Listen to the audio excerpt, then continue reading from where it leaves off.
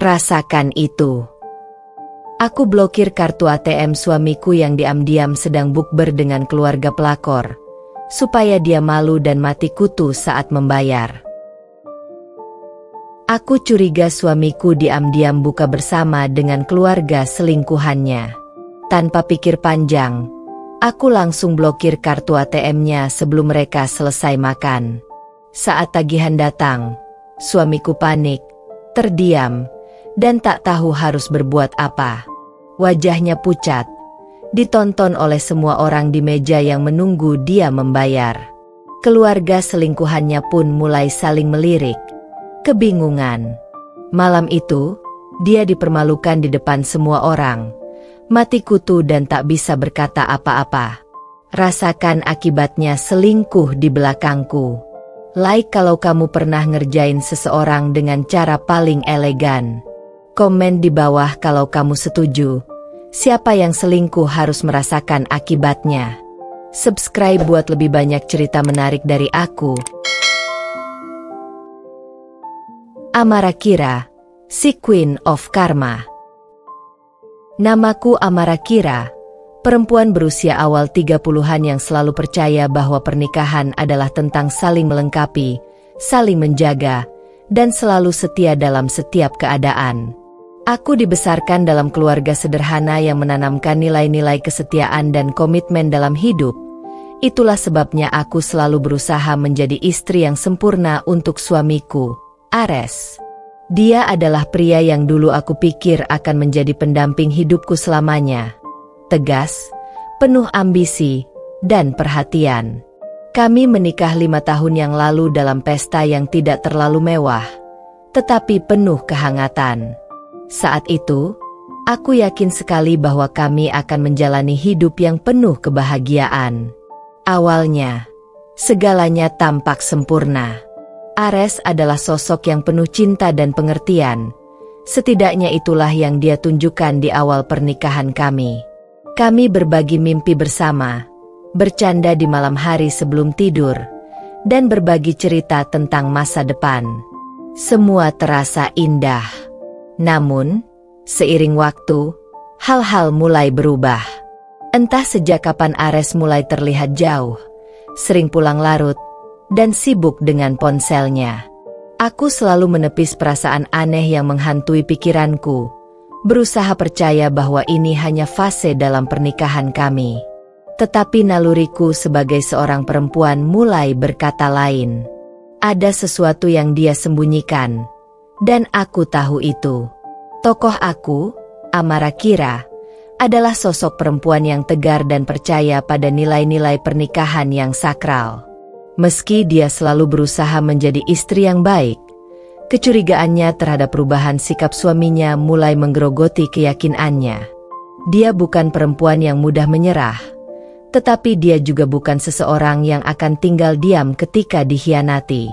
Amara adalah sosok yang kuat, cerdas, dan selalu tahu kapan waktunya bertindak untuk mempertahankan harga dirinya. Di bab pertama ini, Amara mengisahkan betapa indahnya awal pernikahannya, namun juga memberikan gambaran awal tentang gejolak yang mulai muncul dalam hubungan mereka. Dia masih berusaha. Bab 2. Bayangan kecurigaan. Pernikahanku dengan Ares mulai terasa seperti berjalan di atas pecahan kaca. Setiap langkah terasa hati-hati, penuh was-was, dan setiap percakapan dengannya seperti dialog yang sudah kehilangan maknanya. Meski begitu, aku tetap tersenyum, berusaha menutupi rasa khawatirku setiap kali dia pulang terlambat atau sibuk dengan ponselnya. Hingga akhirnya, semua mulai semakin jelas bagiku. Suatu malam, saat Ares pulang lebih larut dari biasanya, aku memberanikan diri untuk menanyakan keberadaannya. Dengan wajah datar, dia hanya menjawab bahwa dia sedang makan malam dengan teman-teman kantor. Jawaban yang dulu mungkin bisa kuterima begitu saja, kini terasa hambar dan penuh dengan kebohongan. Ada nada asing dalam suaranya, sesuatu yang membuatku tak tenang. Tapi aku masih berusaha berpikir positif. Mungkin memang pekerjaannya sedang banyak. Beberapa minggu berlalu. Aku semakin jarang melihat senyumnya yang dulu selalu menghiasi setiap pagi. Dia menjadi lebih sering pulang terlambat, dan aku mulai menyadari bahwa ada pola dalam setiap keterlambatannya. Setiap Jumat malam, Ares selalu memberikan alasan yang sama, makan malam bersama rekan-rekan kerjanya. Tapi ada yang berbeda dengan alasan itu, terlalu sering untuk menjadi kebetulan. Suatu hari, saat Ares sedang mandi, ponselnya bergetar di atas meja makan. Biasanya aku tak pernah menyentuh barang pribadinya, apalagi ponselnya, tapi kali ini rasa penasaranku tak tertahankan. Aku membuka pesan itu, dan di sana tertulis, "Kita jadi bukber nanti, kan? Keluargaku sudah tak sabar bertemu lagi." Jantungku berdegup kencang. Siapa perempuan ini? Siapa yang dia maksud dengan keluargaku? Tanpa pikir panjang, aku mulai membaca pesan-pesan lainnya. Nama kontak itu hanya tertulis sebagai inisial R, tapi percakapan di antara mereka jelas mengisyaratkan bahwa ada hubungan yang lebih dari sekadar teman kerja. Mereka sering saling mengirim pesan manis dan bercanda mesra, hal-hal yang seharusnya dia lakukan denganku. Hatiku hancur. Ini lebih dari sekadar curiga. Ini bukti bahwa Ares telah berkhianat. Malam itu, aku tidak langsung menegurnya. Aku butuh waktu untuk berpikir. Bagaimana bisa dia mengkhianati aku dan pernikahan ini? Aku ingin berteriak, menangis, atau memarahinya. Tapi aku tahu itu bukan saat yang tepat. Aku harus merencanakan sesuatu. Aku tidak ingin hanya menjadi korban dari pengkhianatannya. Aku ingin dia merasakan akibat dari tindakannya. Puncaknya tiba pada hari Jumat berikutnya, ketika Ares mengatakan hal yang sama. Aku ada bukber dengan teman-teman kantor, mungkin pulangnya agak malam. Kali ini, aku tidak bertanya apapun. Aku tersenyum, memberinya pelukan seperti biasa, dan mengatakan, "Hati-hati, ya." Tapi di dalam hati, aku sudah siap melaksanakan rencana kecilku. Sebelum dia pergi, aku mengambil kartu ATM-nya dari dompetnya yang selalu diletakkan di meja. Dalam sekejap, aku blokir kartu itu melalui ponselku. Biarkan dia pergi dengan santai. Aku akan membuat malamnya menjadi bencana. Setelah dia pergi, aku duduk di ruang tamu, menunggu dengan tenang sambil membayangkan wajahnya ketika tagihan datang dan dia tidak bisa membayar apapun. Aku yakin dia tidak membawa uang tunai sebanyak itu. Ares selalu mengandalkan kartu ATM-nya. Pikiranku dipenuhi oleh gambaran bagaimana dia akan panik, kebingungan, dan akhirnya malu di hadapan keluarga perempuan itu. Aku ingin dia merasakan rasa malu yang sebanding dengan rasa sakit yang telah dia buat untukku.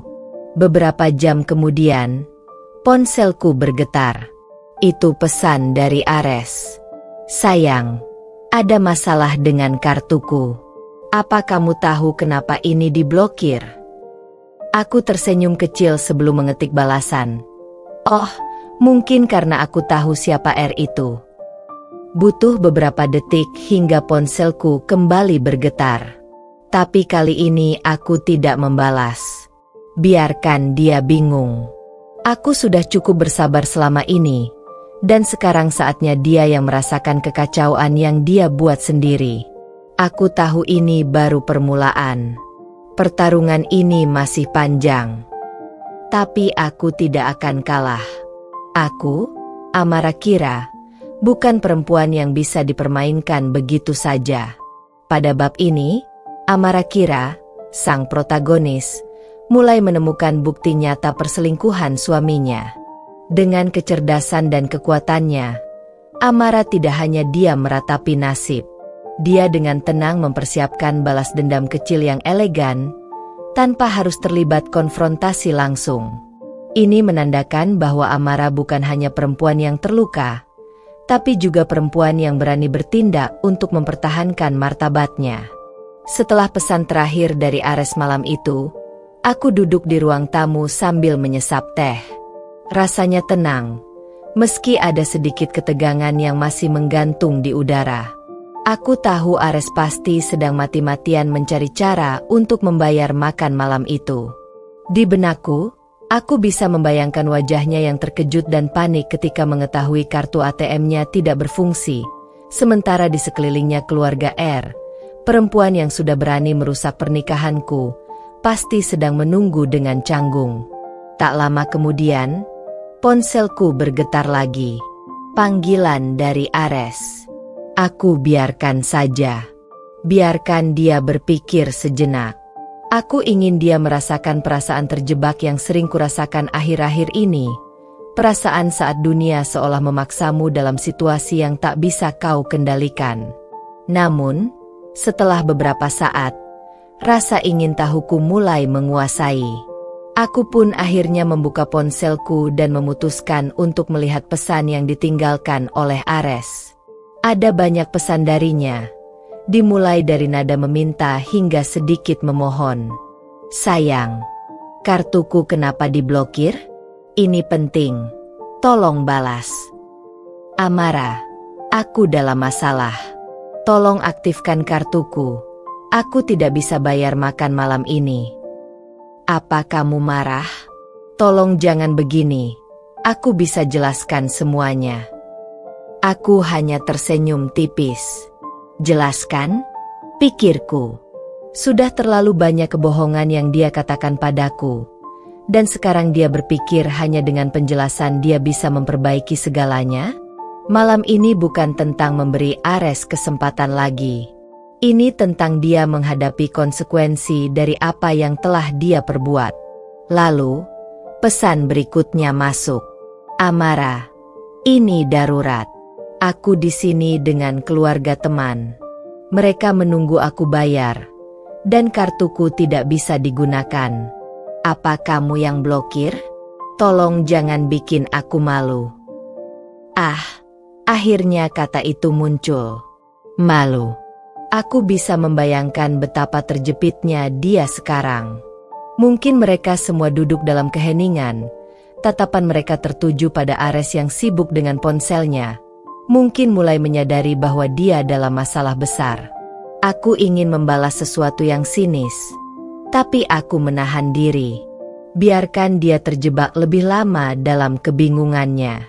Bukankah ini yang pantas dia dapatkan? Setelah bertahun-tahun aku memberikan yang terbaik dalam pernikahan kami, dia malah memilih jalan pengkhianatan. Rasa sakit yang kuperoleh dari pengkhianatannya tidak bisa dihilangkan begitu saja dengan maaf atau penjelasan. Malam itu, aku menunggu di rumah, menikmati setiap detik dari situasi yang telah kubuat. Aku tahu, pada akhirnya Ares akan menemukan cara untuk keluar dari masalahnya. Entah dengan meminjam uang dari seseorang atau menemukan cara lain. Tapi satu hal yang pasti, dia sudah kehilangan muka. Dan bagiku, itulah langkah pertama dari rencana panjangku untuk menghadapinya. Keesokan paginya, Ares pulang dengan wajah kusut. Matanya tampak lelah. Dan dia tidak berbicara sepatah kata pun padaku saat masuk ke rumah.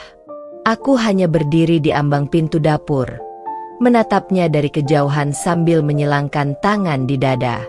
Tanpa ada ucapan selamat pagi atau penjelasan, dia masuk ke kamar, meninggalkan suasana hening yang penuh ketegangan. Aku tahu dia merasa malu, tapi yang lebih penting, dia merasa terjebak. Dan itulah yang aku inginkan. Bukan sekadar balas dendam, tapi menunjukkan padanya bahwa aku tahu. Bahwa aku bukan perempuan bodoh yang bisa dibohongi dengan mudah. Setelah beberapa jam, Ares akhirnya keluar dari kamar. Kali ini, wajahnya lebih tenang, tapi jelas dia ingin berbicara. Dia mendekatiku yang sedang duduk di ruang tamu. Amara, kita perlu bicara, katanya dengan suara pelan. Aku mengangkat alisku, menatapnya tanpa sepatah kata pun. Bagaimana aku harus menanggapi ini? Apakah dia akan mencoba menutupi kebohongannya lagi? Aku minta maaf soal tadi malam. Lanjutnya, Terdengar ragu. Tapi ini tidak seperti yang kamu pikirkan. Oh, tentu saja. Kalimat klise itu lagi. Aku hanya mendesah pelan dan menatapnya tajam, menunggu apa yang akan dia katakan selanjutnya. Aku hanya bukber dengan teman-teman kantor, katanya, mencoba tersenyum lemah. Kamu salah paham, Amara. Mereka cuma teman. Hatiku bergejolak. Teman? Aku tahu lebih dari cukup untuk menyadari bahwa ini bukan sekadar acara buka bersama dengan teman.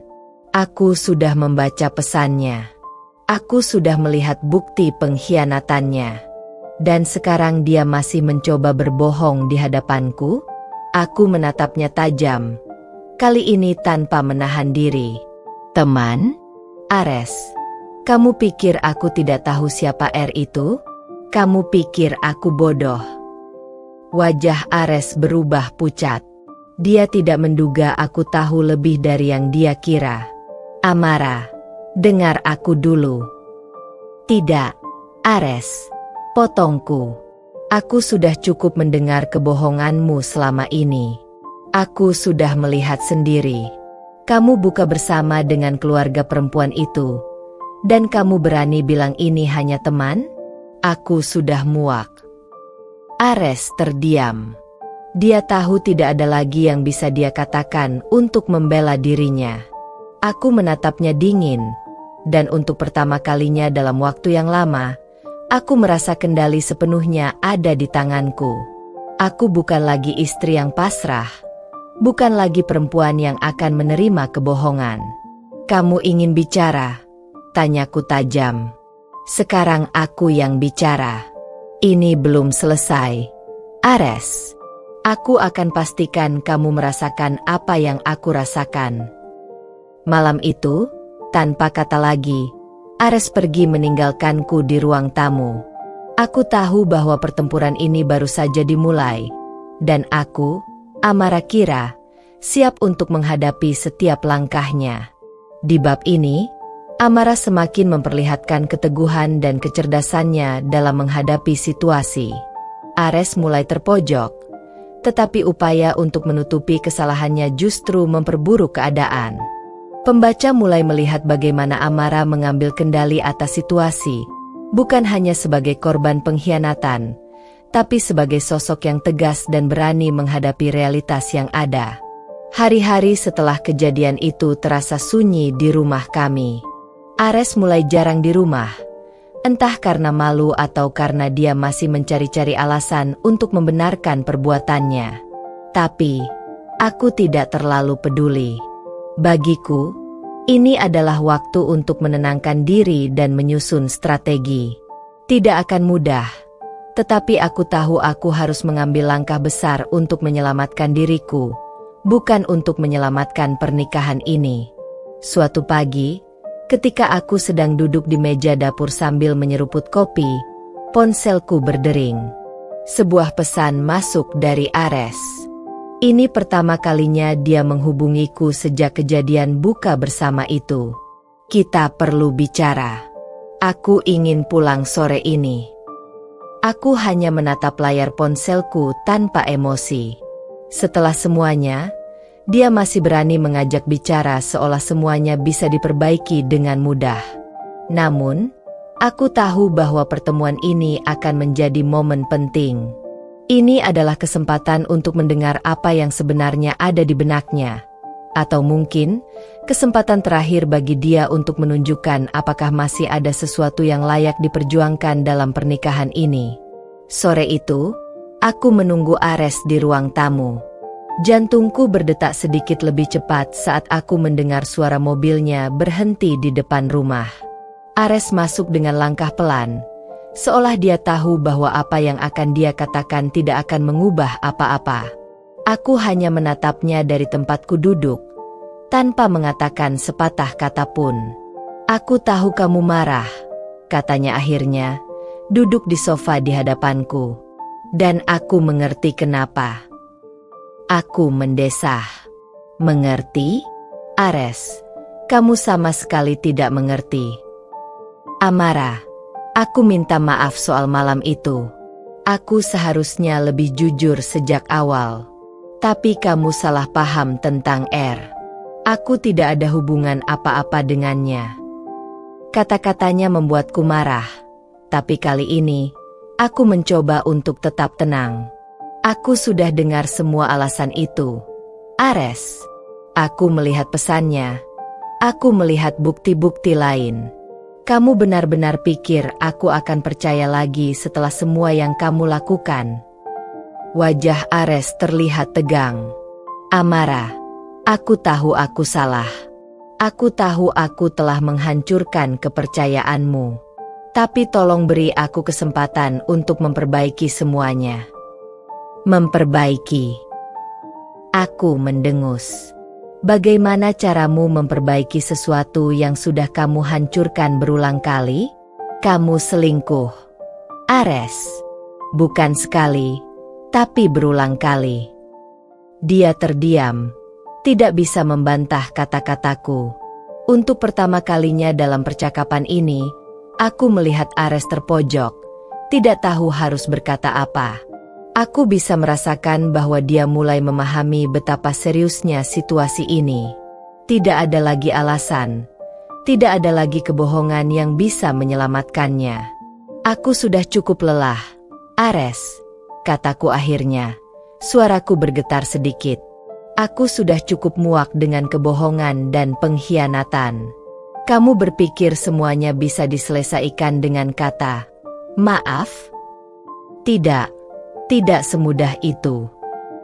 Jadi, apa yang kamu inginkan? Ares bertanya dengan suara rendah. Terlihat putus asa. Kamu ingin cerai? Aku menatapnya tajam. Kata-kata itu akhirnya keluar dari mulutnya.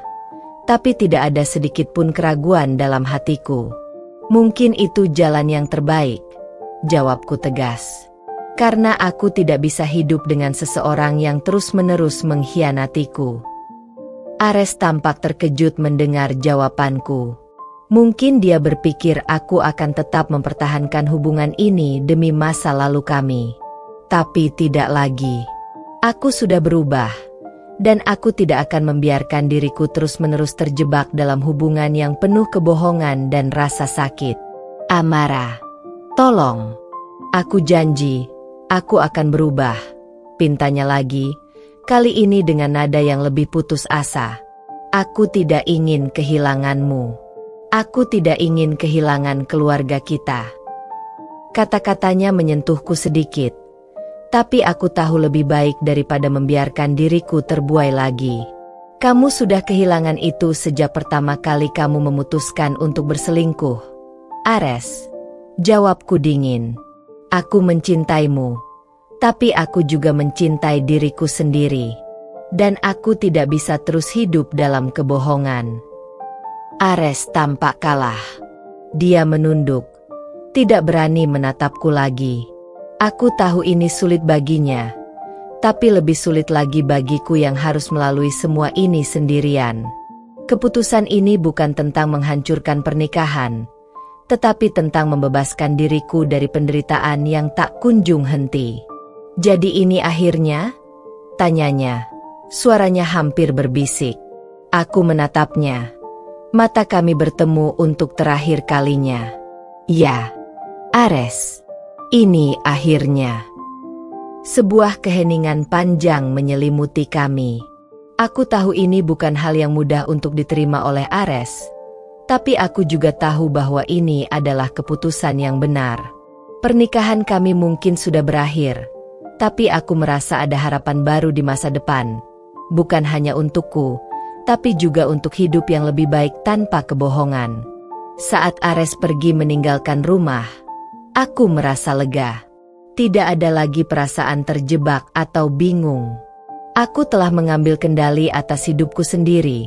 Dan meskipun perjalanan ini tidak akan mudah, aku siap untuk melanjutkannya. Sore itu, untuk pertama kalinya dalam waktu yang lama, aku merasa bebas. Bab ini membawa pembaca pada titik perubahan yang besar dalam hidup Amara. Keputusan untuk menghadapi Ares secara langsung dan memilih untuk melepaskan pernikahan yang sudah rusak memberi nuansa emosional yang mendalam. Alur cerita yang jelas dan tanpa kebingungan membuat pembaca bisa merasakan setiap detail perasaan yang dialami oleh Amara. Setelah pertemuan terakhir dengan Ares, keheningan yang menyelimuti rumah menjadi sangat berbeda. Bukan lagi keheningan penuh ketegangan atau rasa takut akan apa yang terjadi selanjutnya, tetapi keheningan yang damai.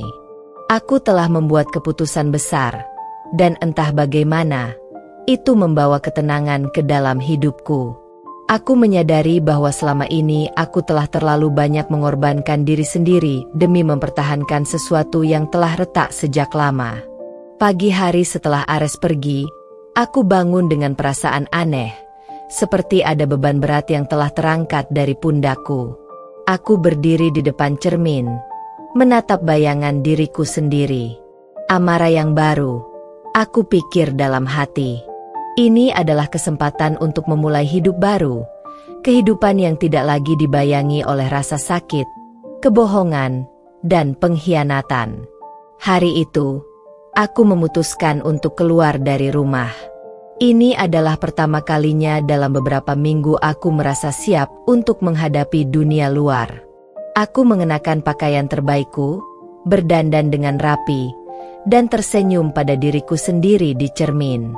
Tidak ada lagi Amara yang terjebak dalam perasaan tak berdaya. Ini adalah versi baru dari diriku, versi yang lebih kuat. Aku menuju kafe favoritku, tempat di mana aku biasa menghabiskan waktu sebelum semuanya berubah. Suasana di dalam kafe terasa nyaman, dengan aroma kopi yang memenuhi udara dan suara dentingan cangkir di kejauhan.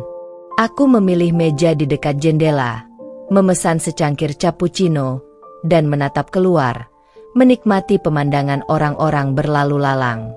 Saat aku sedang menikmati momen ini, tiba-tiba sebuah suara yang familiar memanggil namaku. Aku menoleh dan melihat seorang wanita berjalan ke arahku dengan senyuman lebar. Amara, apa kabar? Lama nggak ketemu. Itu Anya, sahabat lamaku. Kami dulu sangat dekat, tetapi seiring berjalannya waktu dan masalah dalam pernikahanku, hubungan kami perlahan-lahan merenggang. Aku berdiri dan memeluknya erat. Anya, aku baik. Aku kangen banget.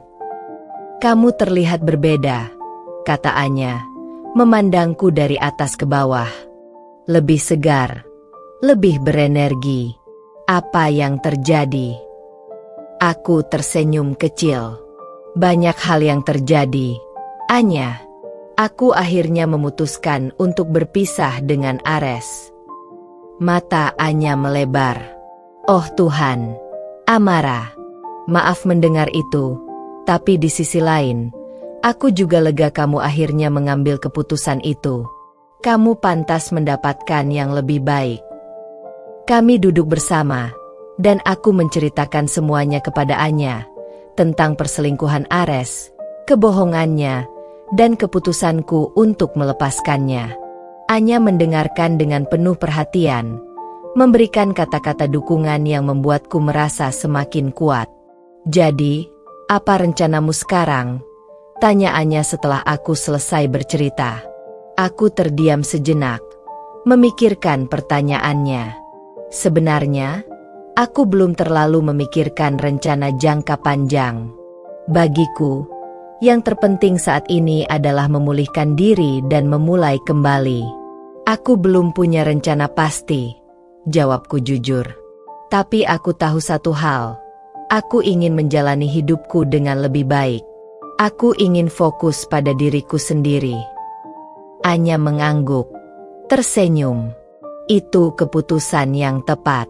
Kadang-kadang, kita terlalu sibuk mengurus orang lain sampai lupa mengurus diri sendiri. Percakapan kami berlanjut dengan canda tawa, dan aku merasa seolah-olah kembali ke masa lalu, ke masa di mana aku dan Anya bisa menghabiskan waktu berjam-jam membicarakan segala hal tanpa merasa terbebani oleh masalah. Rasanya menyegarkan bisa berbicara dengan sahabat tanpa perlu menyembunyikan apapun. Setelah beberapa jam di kafe, kami akhirnya berpisah. Sebelum pergi, Anya memberikan saran yang tak terlupakan. Amara, jangan takut untuk memulai sesuatu yang baru. Dunia ini penuh dengan kemungkinan. Jangan biarkan masa lalu menghentikanmu dari meraih kebahagiaan yang sebenarnya. Kata-katanya terus terngiang di kepalaku saat aku berjalan pulang. Mungkin benar, ini adalah waktu untuk membuka lembaran baru dalam hidupku. Aku sudah terlalu lama terjebak dalam hubungan yang membuatku terluka. Sekarang adalah waktuku untuk membangun kembali diriku sendiri, menemukan siapa aku sebenarnya tanpa bayangan Ares.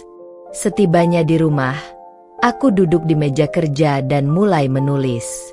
Aku menuliskan rencana-rencana kecil, hal-hal yang ingin aku capai dalam beberapa bulan ke depan. Aku menulis tentang karir yang selalu aku impikan, tentang perjalanan yang selalu ingin aku lakukan, dan tentang kebebasan yang selama ini terasa begitu jauh. Menulis itu memberiku perasaan harapan. Aku merasa bahwa aku sedang mengambil kendali atas hidupku lagi. Ini bukan tentang melupakan masa lalu, tetapi tentang menggunakannya sebagai pelajaran untuk masa depan yang lebih baik. Di penghujung hari, aku menutup buku catatanku dengan perasaan puas. Ini adalah langkah pertama dari banyak langkah yang akan aku ambil. Dan meskipun perjalanan ini tidak akan mudah, aku tahu bahwa aku akan terus maju, tanpa melihat ke belakang. Malam itu, aku tidur dengan perasaan tenang. Untuk pertama kalinya, aku merasa bahwa masa depan bukan lagi sesuatu yang menakutkan. Masa depan adalah sesuatu yang bisa aku bentuk dengan kedua tanganku sendiri, dan aku tidak akan membiarkan siapapun menghancurkannya. Bab ini menunjukkan perkembangan karakter Amara yang mulai beranjak dari keterpurukan menuju kebebasan dan kemandirian. Pertemuannya dengan Anya menjadi titik awal yang menyegarkan dan membangkitkan semangat baru dalam hidupnya. Alurnya mengalir dengan jelas, memberikan pembaca gambaran yang kuat tentang bagaimana Amara memulai langkah pertamanya menuju hidup yang lebih baik. Hari-hari berlalu, dan setiap harinya aku semakin yakin bahwa keputusan yang aku ambil untuk meninggalkan Ares adalah langkah terbaik dalam hidupku. Meski rasa sakit masih sering muncul tiba-tiba seperti bayangan yang membayangiku, aku mulai terbiasa dengan kesunyian yang damai. Bukan lagi kesepian yang menyesakan, tetapi kebebasan yang menenangkan. Pagi itu, aku sedang duduk di ruang tamu sambil menikmati secangkir teh hijau ketika teleponku berdering. Sebuah nomor tak dikenal muncul di layar, membuatku ragu sejenak. Aku biasanya tidak pernah menjawab panggilan dari nomor yang tidak aku kenal, tetapi hari ini, entah kenapa aku merasa harus menjawabnya. Halo? Suaraku terdengar lembut namun penuh dengan rasa penasaran. Amara? Ini Rina. Suara di seberang sana langsung membuatku tertegun. Rina?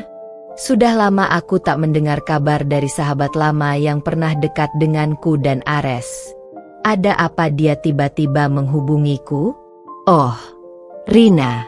Hei, apa kabar? Aku mencoba untuk tetap tenang, meskipun firasatku berkata ada sesuatu yang tak biasa dari telepon ini. Aku baik. Dengar, Amara, aku tahu ini mungkin mengejutkan, tapi aku merasa harus memberitahumu. Aku mendengar dari teman-teman kalau Ares, dia lagi dalam masalah besar. Dia terlilit hutang yang cukup banyak, dan sekarang dia sedang mencari cara untuk melunasinya. Aku pikir kamu harus tahu. Aku terdiam sejenak, mencerna informasi itu. Masalah hutang? Aku tidak terkejut mendengar itu. Setelah perceraianku dengan Ares, aku memang sudah mendengar desas-desus bahwa dia mulai kehilangan kendali atas kehidupannya. Tapi, mendengar kabar ini dari Rina, seseorang yang pernah begitu dekat dengan kami, membuat semuanya terasa lebih nyata. Terima kasih sudah memberitahuku, Rina, kataku dengan suara pelan. Amara, aku hanya ingin bilang, Aku tahu kamu sudah melewati banyak hal dengan Ares. Dan meskipun aku tak tahu sepenuhnya apa yang terjadi, aku harap kamu baik-baik saja sekarang. Percakapan itu berakhir dengan cepat, tetapi meninggalkan banyak hal di pikiranku. Apa yang harus aku rasakan? Aku tidak merasa kasihan pada Ares, tapi juga tidak senang bagiku. Ares sudah menjadi bagian dari masa lalu yang sudah aku lepaskan. Jika dia dalam masalah, itu adalah urusannya, bukan urusanku lagi. Hari itu, aku memutuskan untuk melanjutkan hidupku seperti biasa. Aku memfokuskan diri pada pekerjaan dan hal-hal yang membuatku bahagia. Aku semakin sibuk dengan beberapa proyek baru yang memberiku semangat. Salah satu proyek itu adalah membangun usaha kecil yang sudah lama aku impikan. Butik pakaian sederhana namun elegan. Aku sudah mulai menghubungi beberapa kenalan yang bekerja di industri fashion untuk membantuku memulai. Ide ini sebenarnya sudah lama ada dalam benakku, tetapi selama pernikahanku dengan Ares, aku merasa tak punya waktu atau energi untuk mewujudkannya. Sekarang, aku akhirnya punya kebebasan untuk melakukan apa yang aku inginkan. Beberapa hari kemudian, aku bertemu dengan seorang desainer muda berbakat bernama Eliana yang akan membantu mengembangkan konsep butikku. Kami bertemu di sebuah kafe di pusat kota. Eliana memiliki aura kreatif yang kuat. Dia berpakaian kasual tetapi penuh gaya. Rambut pendeknya yang berwarna platinum terlihat kontras dengan kulitnya yang cerah. "Amara, aku sangat suka dengan ide butik ini," kata Eliana sambil meminum kopinya. "Kamu punya visi yang kuat. Pakaian yang sederhana, tetapi tetap anggun. Aku bisa melihat konsep ini berhasil." Aku tersenyum mendengar pujiannya. Aku ingin butik ini bukan hanya sekadar tempat orang membeli pakaian, tapi juga tempat di mana mereka merasa spesial. Setiap pakaian harus memiliki cerita, dan setiap pembeli harus merasa mereka adalah bagian dari cerita itu. Eliana mengangguk antusias. "Aku setuju. Kita bisa mulai dengan beberapa desain dasar, lalu kembangkan koleksi sesuai dengan tren musiman." Percakapan kami berlanjut dengan rencana-rencana lebih detail. Semangat yang tumbuh di dalam diriku semakin besar, seperti api yang tak bisa padam. Aku merasa hidupku kembali memiliki tujuan yang jelas. Sesuatu yang bisa aku bangun dengan kedua tanganku sendiri, tanpa campur tangan siapapun. Sore harinya, aku kembali ke apartemenku dan mulai mempersiapkan beberapa langkah awal untuk proyek butikku. Aku menelusuri kain-kain yang akan aku gunakan, mendesain konsep toko yang aku impikan, dan merencanakan strategi pemasaran yang akan membuat butikku dikenal luas. Namun, ketika malam tiba dan segalanya mulai tenang, pikiran tentang Ares kembali menghantui benakku. Aku teringat perbincangan dengan Rina tentang masalah keuangan yang dialaminya. Aku tidak lagi mencintainya. Itu pasti. Tapi, bagaimanapun juga, Ares pernah menjadi bagian penting dalam hidupku. Meski aku sudah melepaskannya, sulit untuk sepenuhnya mengabaikan masa lalu. Aku mengambil ponselku dan membuka pesan terakhir yang pernah aku kirim ke Ares. Sejak perceraian, kami hampir tidak berkomunikasi. Tetapi, entah kenapa, aku merasa ada sesuatu yang harus aku katakan. Setelah beberapa saat berpikir, aku akhirnya mengetik pesan singkat. "Aku dengar kamu sedang dalam masalah. Aku harap kamu bisa menyelesaikannya dengan baik. Aku sudah melanjutkan hidupku, dan kuharap kamu juga bisa." Aku menekan tombol "Kirim" dan meletakkan ponselku. Mungkin pesan itu tak perlu aku kirimkan, tetapi rasanya itu adalah langkah terakhir untuk benar-benar menutup bab dalam hidupku yang berhubungan dengan Ares. Malam itu, aku tidur dengan tenang, tanpa rasa penyesalan. Aku siap menyambut hari-hari ke depan, dengan harapan yang baru dan semangat yang tak terbendung. Bab ini menggambarkan perkembangan signifikan dari karakter Amara yang mulai menemukan kembali jati dirinya. Alur cerita terus mengalir dengan baik, menunjukkan langkah-langkah nyata yang Amara ambil untuk membangun kehidupan baru setelah perceraiannya. Kehadiran tokoh baru, Eliana, memperkaya cerita dengan memberikan harapan dan semangat baru bagi Amara. Hari-hari terus bergulir, dan butik impianku semakin dekat dengan kenyataan. Dengan bantuan Eliana, desain-desain mulai terbentuk, dan aku merasa seperti seorang seniman yang akhirnya mendapatkan panggung untuk menunjukkan karyanya. Kegembiraan terus menyelimuti hariku, meskipun bayang-bayang masa lalu masih sesekali datang menghantui, terutama setelah pesan singkat yang aku kirimkan kepada Ares. Tidak ada balasan darinya, dan aku tidak terlalu peduli. Suatu sore, aku memutuskan untuk berjalan-jalan ke sebuah mal mewah di kota untuk mencari inspirasi. Aku ingin melihat bagaimana butik-butik terkenal menampilkan koleksi mereka, dan bagaimana desain interior mereka bisa menciptakan suasana yang nyaman bagi pelanggan. Aku menghirup udara sejuk dari pendingin ruangan yang menyegarkan tubuhku setelah seharian bekerja. Meskipun aku tengah fokus pada butikku, hari ini aku merasa butuh untuk sejenak melarikan diri dari rutinitas, mencari energi baru. Saat sedang asyik menatap sebuah butik ternama yang memajang koleksi gaun mewah, pandanganku tertuju pada seseorang yang sangat familiar. Sosok yang membuat langkahku terhenti. Itu Ares. Dia sedang berjalan keluar dari restoran mewah di dalam mal, mengenakan setelan yang tampak mahal. Wajahnya terlihat tegang, seperti seseorang yang sedang terburu-buru atau memikirkan sesuatu yang sangat penting. Di sisinya, seorang wanita berpenampilan anggun menggandeng lengannya. Wanita itu adalah sosok yang tak asing lagi bagiku, sosok yang pernah menghancurkan hidupku. Anita.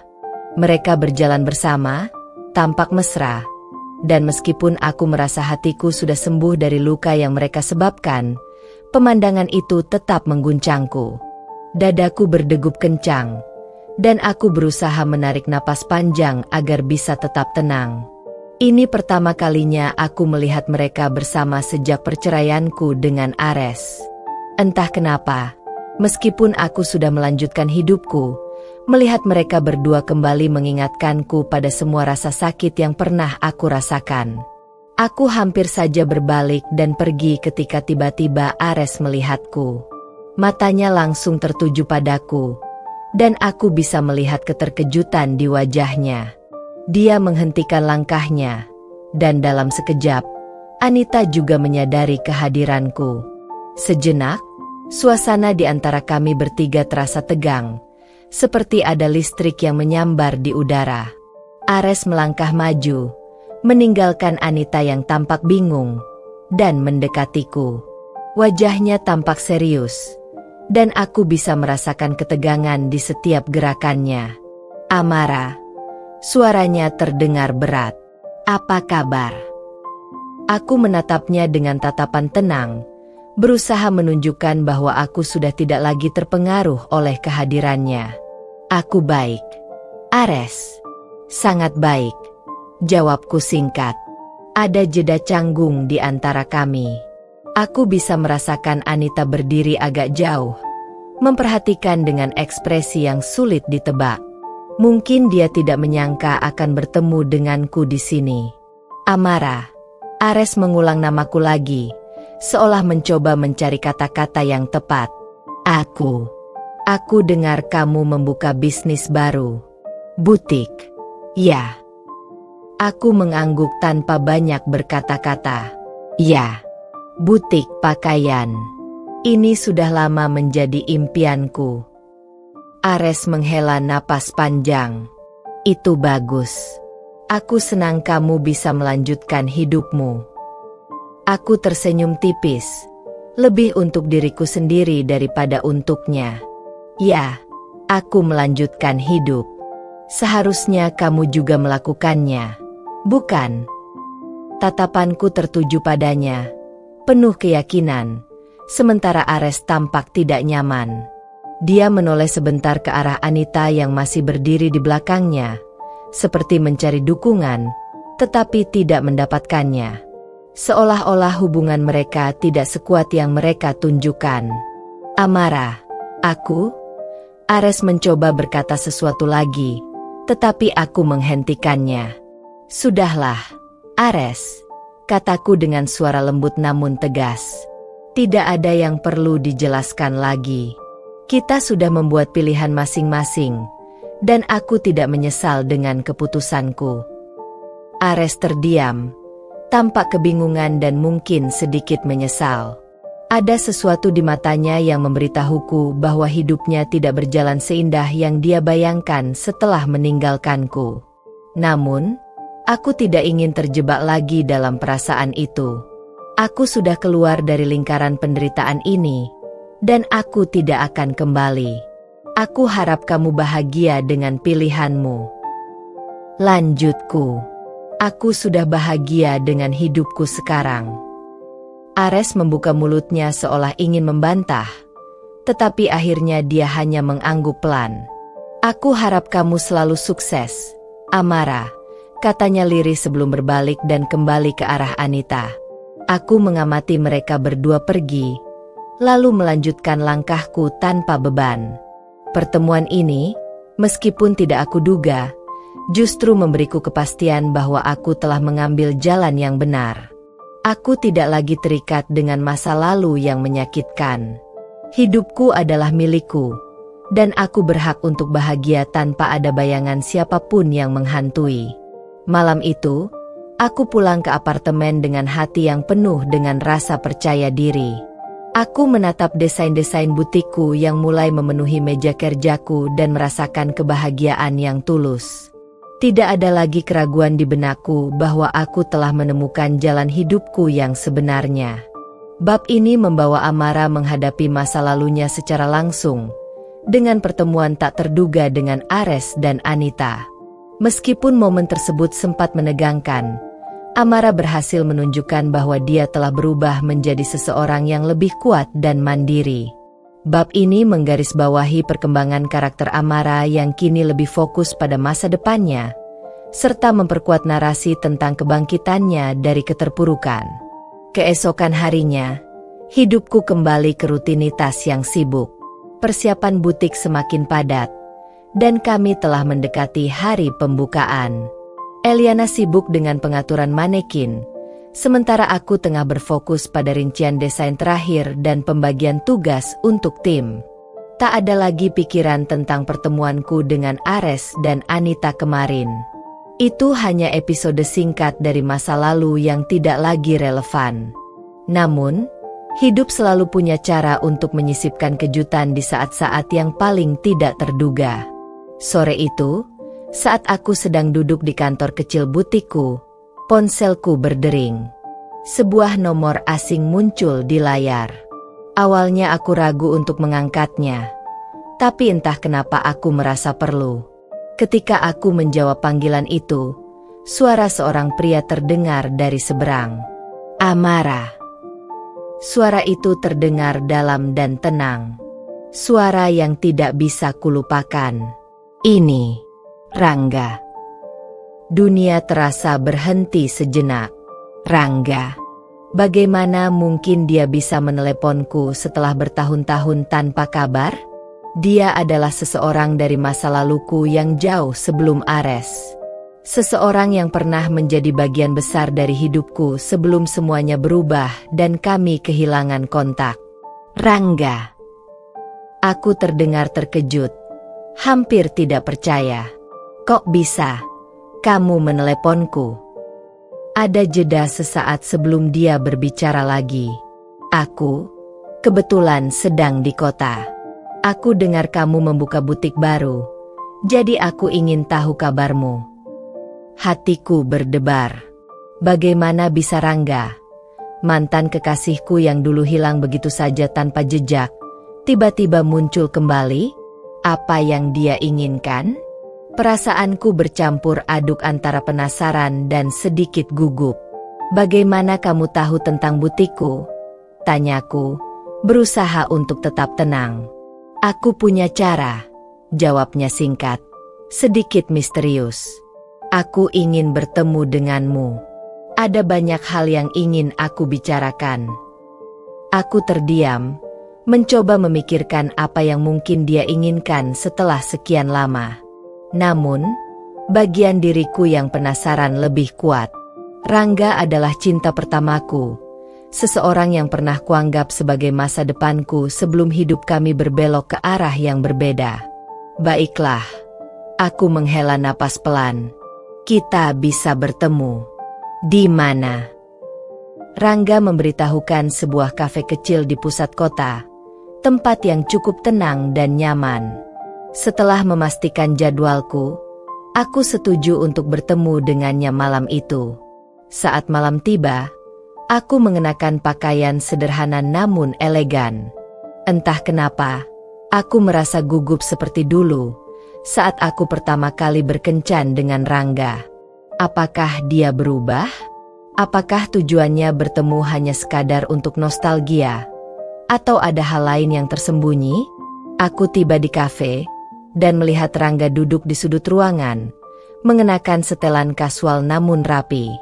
Dia masih terlihat seperti yang kuingat, meskipun ada sedikit perubahan di wajahnya. Lebih dewasa, lebih matang. Amara, katanya sambil tersenyum ketika aku mendekat. Lama sekali. Ya. Aku duduk di depannya, dan untuk beberapa saat, kami hanya saling memandang. Ada kehangatan dan sekaligus jarak di antara kami yang tidak bisa diabaikan. Kami adalah dua orang yang pernah dekat, tetapi sekarang terpisah oleh waktu dan cerita hidup yang berbeda. Kamu masih terlihat sama, katanya, membuka pembicaraan. Tapi aku yakin banyak yang berubah. Aku tersenyum samar. Ya, hidup selalu berubah. Kita tidak bisa mengendalikannya, kan? Rangga mengangguk setuju. Dia tampak ragu sejenak sebelum akhirnya berkata, aku tahu aku menghilang tanpa jejak dulu. Ada banyak hal yang terjadi, dan aku tidak punya kesempatan untuk menjelaskan. Aku tidak marah lagi, jawabku jujur. Itu sudah lama sekali. Rangga, aku sudah menerima bahwa kita punya jalan masing-masing. Dia tersenyum tipis, seolah-olah lega mendengar jawabanku. Namun, ada sesuatu di matanya yang tampak gelisah, seperti dia membawa beban yang belum selesai. Amara, aku kembali karena aku ingin menebus kesalahan. Aku mengerutkan dahi. Kesalahan. Rangga menatapku dalam-dalam.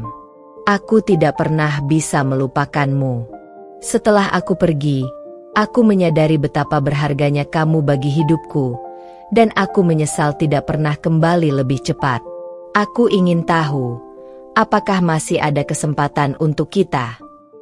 Kata-kata itu mengejutkanku.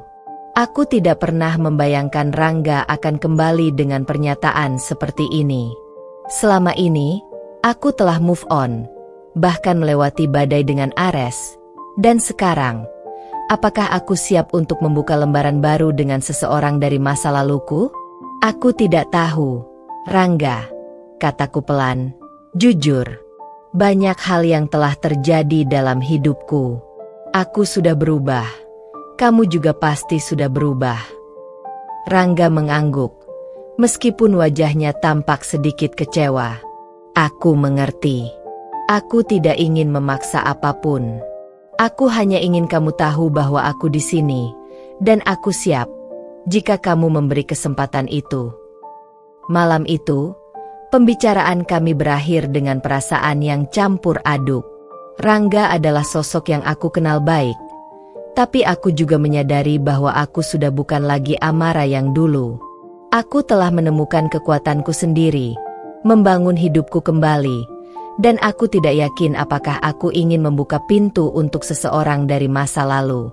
Namun, satu hal yang pasti, kehadiran Rangga kembali ke dalam hidupku membawa dinamika baru yang tidak pernah aku duga. Dan aku harus memutuskan, apakah aku akan memberinya kesempatan untuk memperbaiki apa yang pernah rusak, atau membiarkan dia tetap menjadi kenangan di masa lalu. Bab ini menghadirkan kembali sosok dari masa lalu Amara yang memberikan kejutan tak terduga. Kembalinya Rangga memberikan dilema baru bagi Amara, yang selama ini telah fokus pada penyembuhan diri dan membangun hidupnya. Bab ini menambah lapisan emosional pada perjalanan Amara, memberikan pembaca sesuatu yang menarik untuk diikuti pada bab-bab selanjutnya. Hari-hari setelah pertemuanku dengan Rangga terasa berbeda.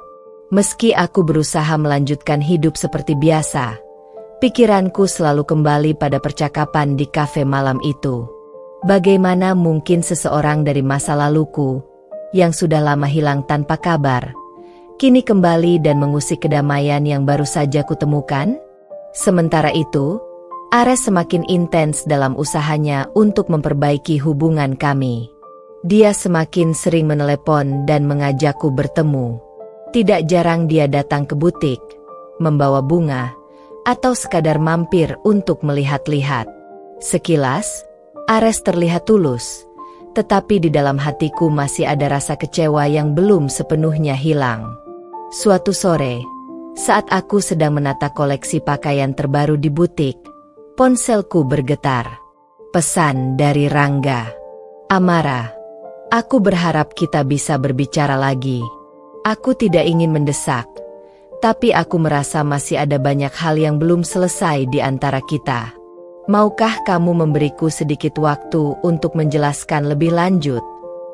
Aku memandang pesan itu lama, ragu-ragu apakah aku harus membalasnya. Di satu sisi, aku merasa Rangga layak mendapat kesempatan untuk menjelaskan lebih jauh. Namun di sisi lain, hatiku masih terluka oleh pengkhianatan Ares, dan aku tidak ingin terjebak dalam hubungan yang rumit lagi. Akhirnya, aku memutuskan untuk membalas singkat. Kita bisa bicara, tapi aku butuh waktu untuk memikirkan semuanya. Tak lama kemudian, Ares datang ke butik, seperti biasa membawa senyum dan bunga mawar putih yang aku tahu menjadi simbol usahanya untuk memulai lagi dari awal. Namun hari itu, aku tidak bisa menyembunyikan keraguan yang terus menghantuiku. Apakah aku benar-benar bisa mempercayai Ares lagi setelah semua yang terjadi? Aku senang melihatmu tersenyum lagi, Amara, kata Ares dengan lembut. Aku tahu ini semua sulit, tapi aku ingin kita bisa mulai lagi dari awal. Aku mengangguk perlahan, tetapi jauh di dalam diriku, ada sesuatu yang tidak bisa kupungkiri. Perasaan bahwa mungkin hubungan kami tidak akan pernah sama lagi. Saat Ares berbicara, pikiranku berkelana ke percakapan dengan Rangga. Apakah ini waktu yang tepat untuk memberikan Ares kesempatan kedua? Ataukah aku harus mencari jawaban lain bersama Rangga? Di tengah kebingungan itu, Ares tiba-tiba bertanya, Amara, apa kamu baik-baik saja? Kamu terlihat berbeda. Aku tersentak dari lamunan. Maaf, aku hanya lelah dengan persiapan butik ini, kataku berbohong. Aku tidak ingin Ares tahu tentang pertemuanku dengan Rangga. Setidaknya, belum. Namun, Ares menatapku dengan pandangan penuh rasa curiga. Kamu pasti tidak hanya lelah. Ada yang mengganggumu, kan? Aku menarik napas dalam-dalam, mencoba menenangkan diri. Aku hanya butuh waktu. Ares, semua ini terlalu cepat. Kamu tahu, aku butuh lebih dari sekadar bunga untuk mempercayaimu kembali. Ares terdiam sejenak, lalu mengangguk pelan. Aku mengerti, tapi aku tidak akan menyerah. Aku akan terus mencoba, Amara, sampai kamu benar-benar percaya padaku lagi. Setelah Ares pergi, aku duduk sendiri di kantor kecil butik. Pikiran tentang Rangga terus menghantuiku, bersaing dengan rasa sakit yang masih kurasakan dari pengkhianatan Ares. Apakah aku akan mengizinkan masa laluku dengan Rangga mengubah apa yang sedang kubangun sekarang? Ataukah aku harus menutup pintu itu selamanya dan fokus pada hidupku yang baru? Tiba-tiba, ponselku bergetar lagi. Kali ini, pesan dari Eliana. Amara, ada yang ingin kubicarakan denganmu. Bisa kita bertemu nanti malam? Eliana adalah sahabatku, orang yang selalu ada untukku dalam masa-masa sulit. Aku setuju untuk bertemu dengannya di sebuah kafe dekat butik setelah selesai bekerja. Mungkin berbicara dengan Eliana bisa membantuku mendapatkan perspektif baru. Malam itu, ketika kami bertemu, Eliana tampak serius. Dia tidak biasanya seserius ini, dan aku tahu ada sesuatu yang ingin dia katakan. Kamu baik-baik saja, Amara? Tanyanya, memulai percakapan. Aku tahu kamu sedang banyak pikiran belakangan ini. Aku mengangguk. Ada banyak hal yang terjadi. Ares, Rangga, semuanya tiba-tiba terasa rumit. Eliana tersenyum tipis. Aku tahu. Tapi aku bukan hanya datang untuk membicarakan itu. Ada sesuatu yang harus kamu tahu tentang Rangga. Aku menatapnya. Bingung. Apa maksudmu? Eliana menarik napas dalam-dalam sebelum melanjutkan. Aku mendengar dari beberapa teman lama kita bahwa Rangga kembali ke kota ini bukan hanya untukmu, Amara. Dia juga terlibat dalam urusan bisnis yang tidak begitu jelas. Jantungku berdetak lebih cepat. Apa maksudmu? Urusan bisnis apa? Ada desas-desus bahwa Rangga sedang mencoba mengamankan sebuah proyek besar di kota ini, dan dia butuh dukungan. Beberapa orang bilang, mungkin dia mencoba mendekatimu untuk alasan itu. Aku terpaku di tempat. Apakah benar Rangga kembali hanya untukku? Ataukah ada agenda lain yang tersembunyi di balik semua ini? Pikiranku berkecamuk, dan tiba-tiba, semua yang kupikirkan tentang Rangga berubah menjadi pertanyaan besar yang belum terjawab. Eliana menatapku penuh empati. Aku tidak tahu pasti, Amara. Tapi aku hanya ingin kamu berhati-hati. Jangan biarkan dirimu terluka lagi oleh seseorang dari masa lalu. Malam itu, aku pulang dengan hati yang penuh keraguan. Apakah Rangga benar-benar kembali untuk memperbaiki hubungan kami? Ataukah ada motif tersembunyi di balik niatnya? Dan jika benar, apa yang harus kulakukan? Di tengah keraguan ini, satu hal yang kutahu pasti, aku harus berhati-hati, karena sekali lagi, hatiku berada di persimpangan. Bab ini membawa pembaca pada ketegangan baru dengan munculnya potensi motif tersembunyi dari Rangga. Amara kini terjebak antara perasaan masa lalu dengan Rangga dan usahanya untuk memulihkan hubungan dengan Ares. Bab ini menambah lapisan misteri dan intrik pada plot, membuat pembaca semakin penasaran dengan keputusan apa yang akan diambil Amara. Keesokan harinya, aku terbangun dengan perasaan campur aduk. Pikiranku masih diselimuti oleh percakapan dengan Eliana semalam. Apa benar Rangga kembali dengan niat yang tidak tulus? Apakah semua kenangan yang telah kubangun dalam benakku selama ini hanya bayangan semu? Aku berjalan menuju dapur, mencoba menyibukkan diri dengan secangkir kopi. Namun, pikiran tentang Rangga terus menghantuiku. Aku memutuskan untuk menghubunginya, berharap bisa mencari tahu kebenaran di balik semua ini. Rangga, bisa kita bertemu hari ini? Tanyaku melalui telepon. Dia terdengar antusias. Tentu, Amara. Di mana kita bisa bertemu? Aku memilih kafe yang lebih sepi di pinggiran kota, jauh dari tempat kami biasa bertemu. Aku merasa perlu berada di tempat yang lebih netral, di mana aku bisa mendengarkan penjelasannya tanpa terganggu oleh suasana. Sore harinya, aku tiba lebih awal. Kafe itu hampir kosong. Hanya ada beberapa pengunjung yang duduk di sudut. Aku duduk di dekat jendela besar, menatap keluar, memikirkan pertanyaan-pertanyaan yang akan kutanyakan padanya.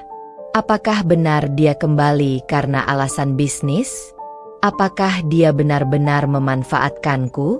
Tak lama kemudian, Rangga datang. Dia terlihat seperti biasa, tenang dan percaya diri, dengan senyum yang sama seperti yang selalu aku ingat. Dia duduk di hadapanku, dan suasana menjadi hening sejenak. "Amara, ada yang ingin kamu bicarakan?"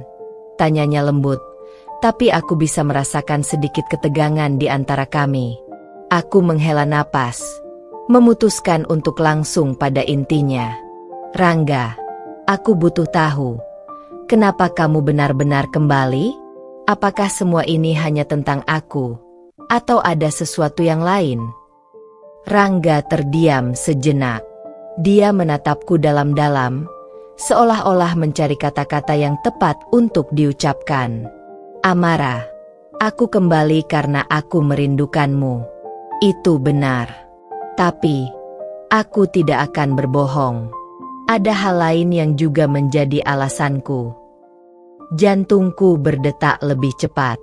"Apa maksudmu?" Dia mengambil napas panjang sebelum melanjutkan.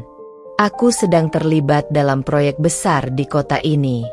Proyek yang bisa mengubah segalanya untuk bisnis keluargaku. Aku tidak ingin kamu berpikir bahwa aku mendekatimu hanya untuk itu, tapi aku tidak bisa menyangkal bahwa ada hubungannya." Aku merasa seluruh tubuhku menegang. "Jadi, kamu memang punya agenda lain? Kamu kembali bukan hanya karena aku?" Rangga menundukkan kepalanya, terlihat bersalah. "Amara, aku tidak bermaksud memanfaatkanmu. Aku terjebak dalam situasi yang sulit. Aku butuh dukungan di kota ini, dan aku berpikir kalau kita bisa membangun kembali hubungan kita, mungkin kamu bisa membantuku juga." Aku merasa dikhianati lagi. Selama ini, aku berpikir bahwa Rangga kembali karena cinta, karena perasaan yang belum selesai di antara kami. Tapi sekarang, kenyataan yang berbeda menghantamku.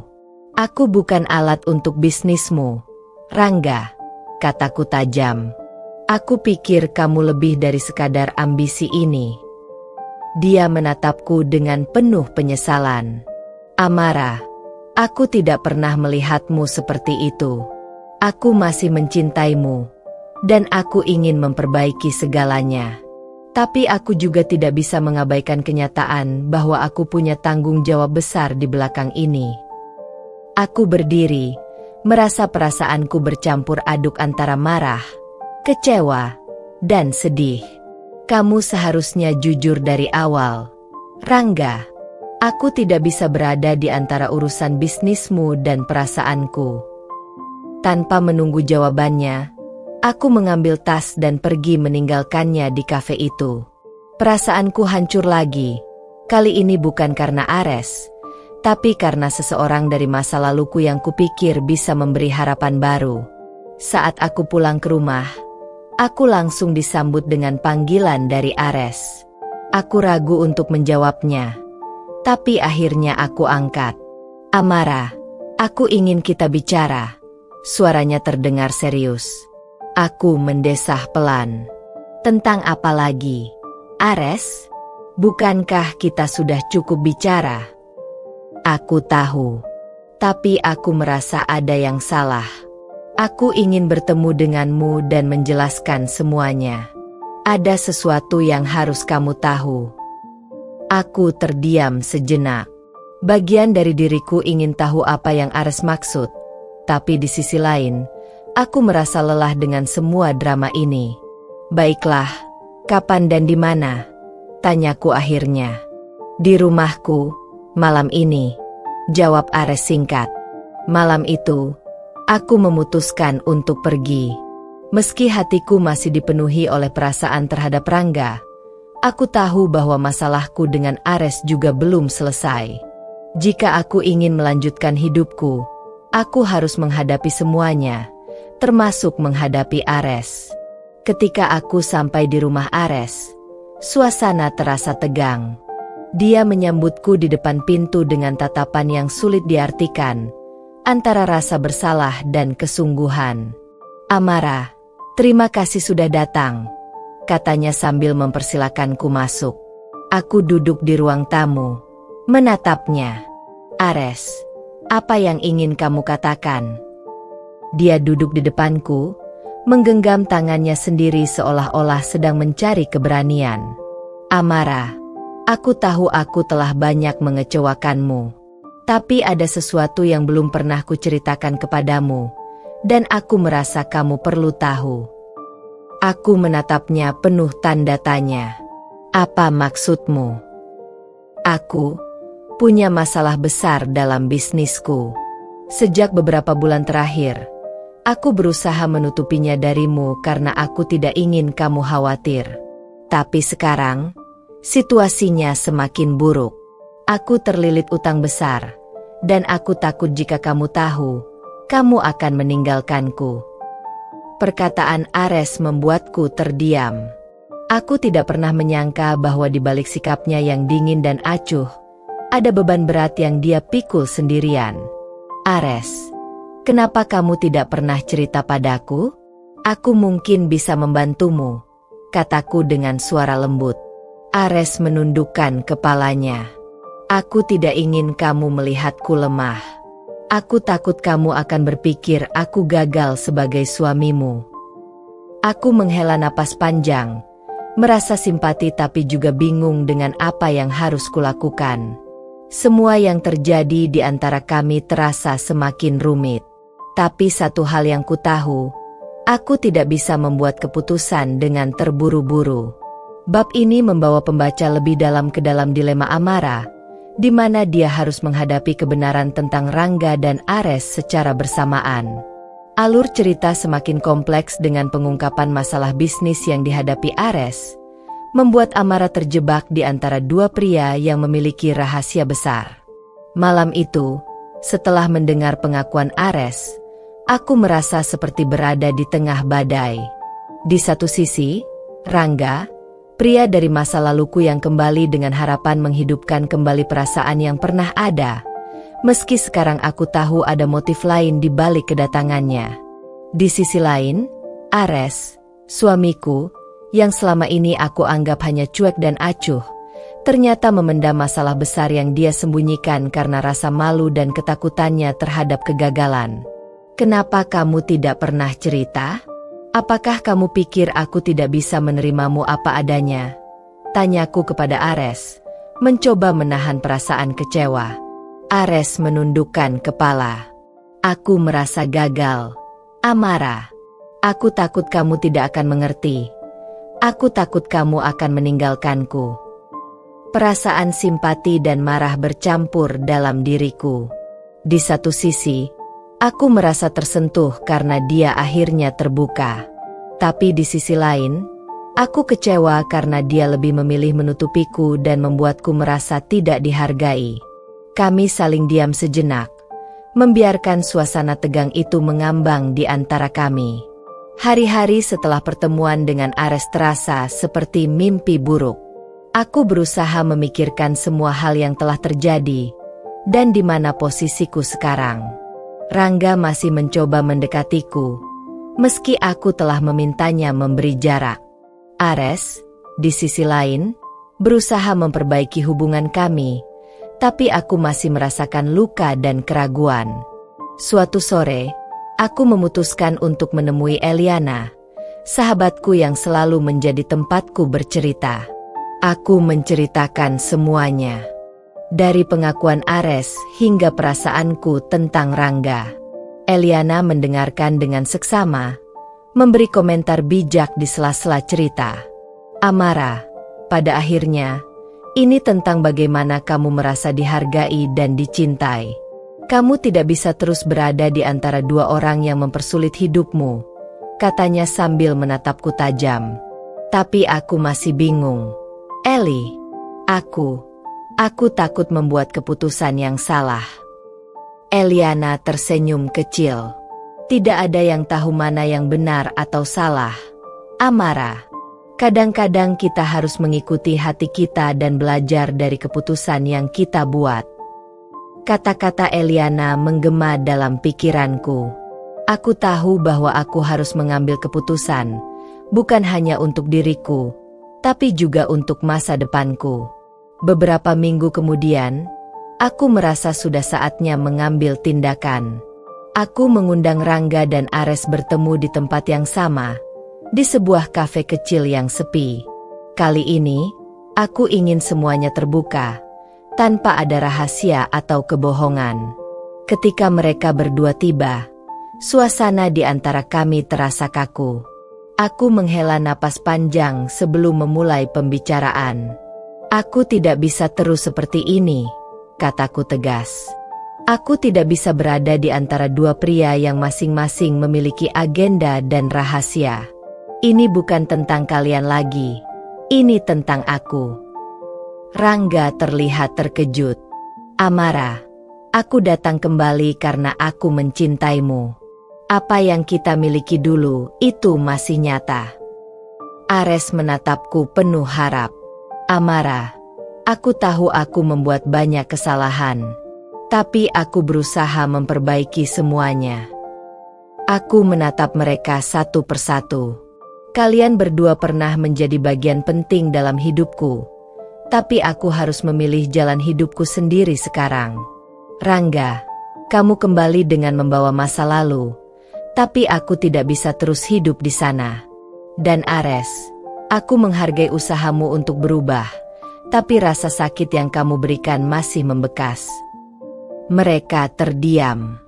Aku tahu ini adalah keputusan yang berat, tapi aku merasa lebih lega setelah mengatakannya. Aku akan menjalani hidupku sendiri tanpa kalian. Aku butuh waktu untuk menyembuhkan diriku dari semua ini. Lanjutku. Aku berdiri dari tempat dudukku, meninggalkan mereka berdua yang masih tercengang dengan keputusanku. Aku tahu bahwa ini bukanlah jalan yang mudah, tapi ini adalah jalan yang harus kuambil untuk kebahagiaanku sendiri. Beberapa bulan setelah kejadian itu, hidupku perlahan mulai kembali normal. Aku memutuskan untuk fokus pada karierku dan menemukan kembali diriku sendiri. Aku lebih banyak menghabiskan waktu dengan Eliana dan teman-temanku, memulihkan diri dari luka-luka yang ditinggalkan oleh Rangga dan Ares. Suatu hari, saat aku sedang duduk di taman kota, menikmati sore yang tenang, aku menyadari bahwa aku merasa lebih bebas daripada sebelumnya. Aku tidak lagi terbebani oleh harapan atau perasaan orang lain. Aku mulai menjalani hidup untuk diriku sendiri. Ponselku berdering. Sebuah pesan masuk dari Eliana. Kapan kita jalan-jalan lagi? Aku dengar ada kafe baru yang enak. Aku tersenyum kecil, merasa bersyukur memiliki sahabat yang selalu mendukungku. Aku balas pesannya. Ayo, kapanpun kamu mau. Perjalanan hidupku memang penuh liku, tapi aku belajar satu hal penting. Kadang kita harus melepas masa lalu dan orang-orang yang pernah kita cintai untuk bisa maju dan menemukan kebahagiaan sejati. Dan disinilah aku sekarang, siap memulai awal yang baru dengan keyakinan bahwa aku bisa menghadapi apapun yang datang. Amara menjalani hidupnya dengan bahagia, meninggalkan masa lalunya dan belajar mencintai dirinya sendiri. Rangga kembali fokus pada bisnisnya, sementara Ares berusaha memperbaiki kehidupannya setelah kehilangan Amara. Mereka berdua tetap mengenang Amara sebagai wanita yang kuat dan tegar, yang akhirnya menemukan jalan untuk kebahagiaannya sendiri.